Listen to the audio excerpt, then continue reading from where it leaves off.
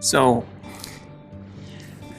you don't know me, but I'm out here in Woodbine, Maryland, and I'm trying to shoot this video to help others find a little more happiness in their life and understand the struggles that they face. And it's kind of odd because I'm sitting here and I'm working on this video, and I pull the camera out, and this is the first video I've shot.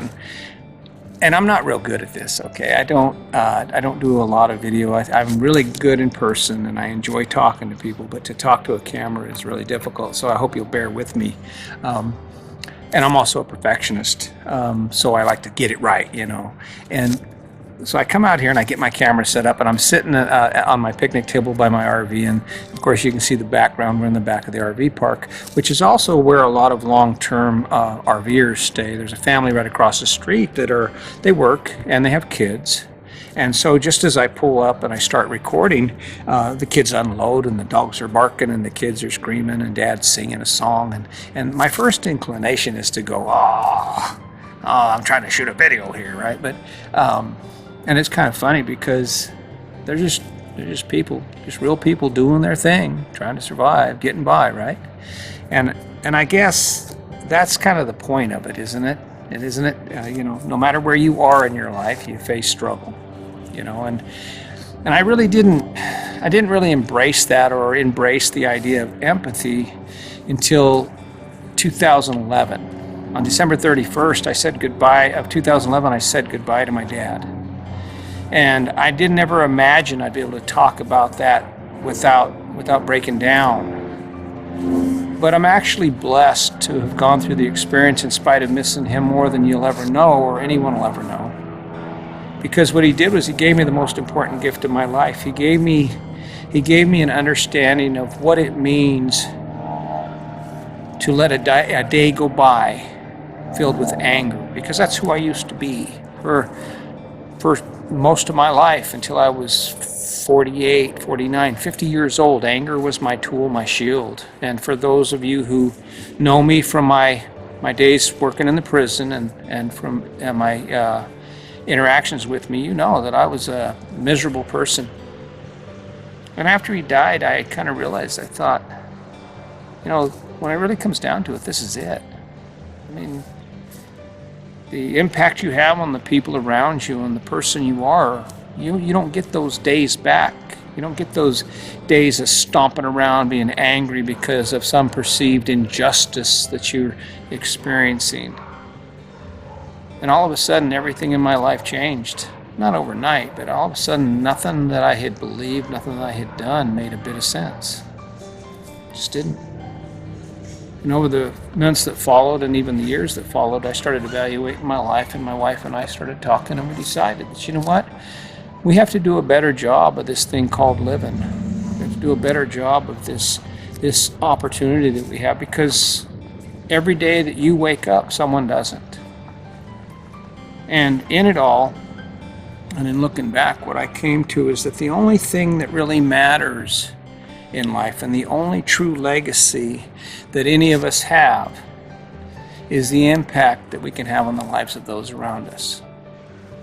And that's it. You can have all the money in the world, you can have the nicest cars, you can have the nicest house, but unless you impart something on the people around you that help them and that give them hope and that enhance their lives, they don't care. I mean, think about it. There are plenty of people who have more money than you. Other than wishing you had a little more money, does it really matter? But let someone do something nice for you. Let someone take the time to help you out or give you some advice or tell you how they understand that it sucks, the things you're going through. That matters.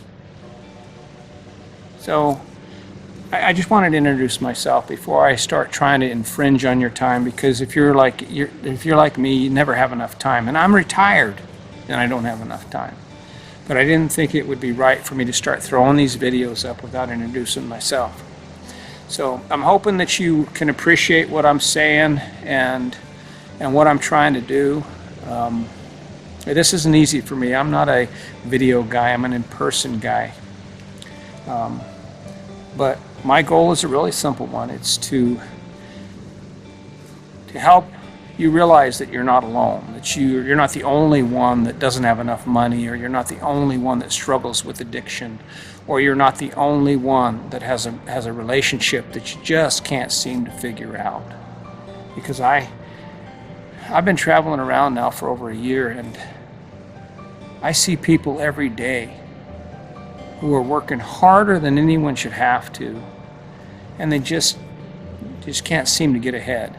So if you like what I'm doing, let me know. If you don't like what I'm doing, let me know. But just understand this: I don't want your money, and I'm asking for your time, because it's going to take time for you to get to know me and to learn what I have to say. But I'm just trying to make amends, because I wasted a lot of my time and I chased a lot of really good people away from me because of my attitude and my need to protect myself. And I'm not going to protect myself anymore. I don't need to.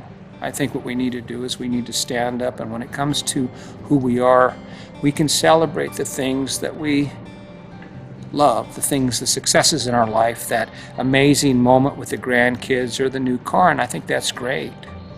But I think we do ourselves and the rest of the people in our lives an injustice if we don't also take the time to say, you know what, sometimes my life sucks.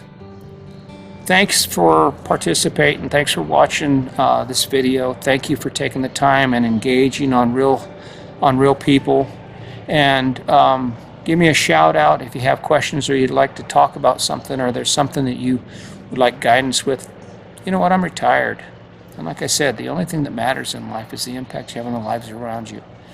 Watch for me on YouTube and on Real People.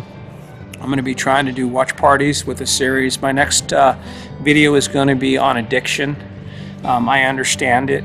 I've been through it. And I just think that those are some of the things that we don't talk about, and I think the only way that we get over them and we recover from those things is to keep it in the public eye, keep it out in the open, and not be afraid to say, hey, listen, I have a problem. So until next time, my name's Chris Jaquez. My website is chrisjaquez.com, and I would appreciate if you would like this. I would appreciate it if you would share it, because the more people know about it, the bigger our group can get, and the more resources we have to help each other live the best life possible. Until next time.